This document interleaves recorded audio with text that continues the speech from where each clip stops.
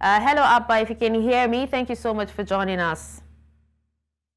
Hi, thank you for having me. I can hear you. All right, so Abba, go ahead and tell us, how will this court ruling affect the legacy and status of Aminu Ado-Bayero and the other deposed emirs and their place in history, and that's legally speaking? Well, legally speaking, we know before now that there is a subsisting decision or ruling of the Federal High Court, which, number one, ordered that the Kano State Emirate Council law should not be implemented, should be set aside, or should be stayed.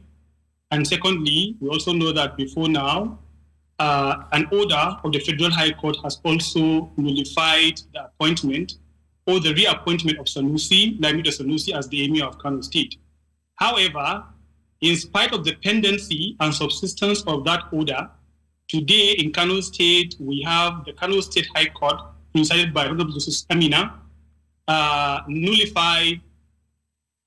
affirming the deposition of the 5 emirs in Kano, and also affirming the reappointment of Emir Sanusi, Lamido Sanusi. First of all, I would like to begin by saying that it is rather unfortunate that in Nigeria, in Kano State, in the same country, we are having conflicting court decisions with respect to the same subject matter. Number one, the Federal High Court, which presided over the first affair, is in Kano. And then the Kano State High Court is also here. And I am very much sure that the two courts are aware of each other's decision. The decision of the Federal High Court clearly has set aside the decision of, the reappointment of Sanusi. So which of the courts actually supersedes the other, Abba? What did you say? Hello? I said, which of the rulings supersedes the other? Well, legally speaking, both Federal High Court and Kano State High Court are courts of coordinate jurisdiction. What this means is that the Federal High Court cannot overrule the Kano State High Court, neither can the Kano State High Court overrule the Federal High Court. The decisions of each of these courts is binding on the other court. The only court that can change and set aside the orders given earlier by the Federal High Court is the Court of Appeal, and the Court of Appeal has not yet done that. So, truth be said, I do not anticipate another court to now come and set aside or give another order that will conflict head-on the decision or the ruling given by the Federal High Court, even though it is not a final judgment. But whether... All right, we seem to be having connection problems with Abba. Or not, the order is final. It is binding Kano State High Court to obey, and that has not been done as we see it. Well, just like you said, there's a lot of confusion, with this particular emirate tussle. And now, but this particular ruling, do you think that it will in any way have an effect on the rights and privileges of Ado-Bayero and the 4 others who were deposed under Nigerian law? Well, before now, we have seen the Federal High Court give order, because before now, the Federal High Court has said the reappointment of Sanusi should be set aside or has been nullified in a way. But nothing has happened. Sanusi continued to parade himself as the Emir of Kano, and he continued to enjoy the privileges accorded to him by the government of Kano State. So nothing has been done. And then today, we have seen another judgment of another court, which is a court of coordinate jurisdiction, saying that Sanusi is the Emir of Kano and Ado-Bayero should stop parading himself as the Emir of Kano. Well, it is... I will, as a lawyer, my hope and my dream is to have a country where court orders are respected. But I just do not think, because of the confusion that we have currently, I do not think that state of affairs could change. Because to the security agencies, if you ask them now, which of these two conflicting decisions will they obey?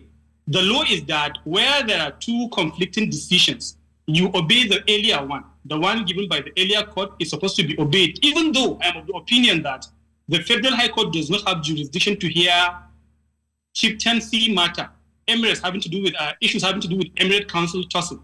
It's not within the jurisdiction of the Federal High Court, but that notwithstanding, legally speaking, if an order of court is given and a court of record like the Federal High Court, there is a duty on all persons to respect that, whether that decision is given rightly or wrongly, whether that order is given rightly or wrongly. And so, because of that, restraint should have been observed until the order of the Federal High Court is set aside. But as we speak today, the order of the Federal High Court which says Sanusi's appointment is nullified is still very much in effect. Or rather, it has been suspended, it's still very much in effect. And then there's another court decision saying, no, Sanusi should continue as the Emir, and the other 5 Emirs should cease calling themselves Emirs. While there's an order... It's no news that the monarchy has been highly, politicized, and you hear a lot of people talking about the emirs and also the government and all that. But what is in it for the people of Kano and their relationship with the monarchy and traditional authority? Because we're seeing a similar occurrence in Sokoto State. What is the negative impact? What negative impact do these tussles have on the future of traditional authority and cultural heritage in Nigeria?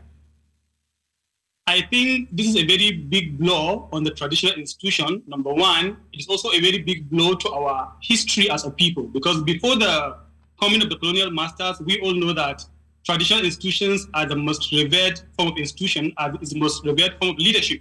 It is what the people respect. Now the colonial masters came with their own form of government, which has been accepted, which is the constitutional democracy we practice in Nigeria today.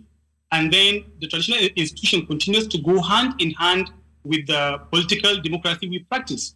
People respect these institutions. But what we have seen right now all over the country is a situation where these traditional institutions, which reflect our heritage, which reflect our identity as a people, which is a representation of our history and our collective tradition, is now being useless, by politicians. And I would say that, if you ask me personally, I would say that both this government and the one preceding it have played some role in a way in politicizing the stool.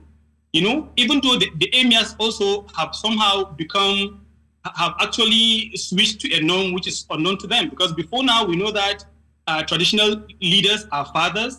Everybody is their own. They do not take sides in politics. But right now, we are seeing a system or a moment where traditional leaders are taking sides politically, and that is very dangerous, because the resultant effect is that if you oppose someone who will end up becoming the governor, he will also have his way to fight you back. And this is somehow our situation right now in the country.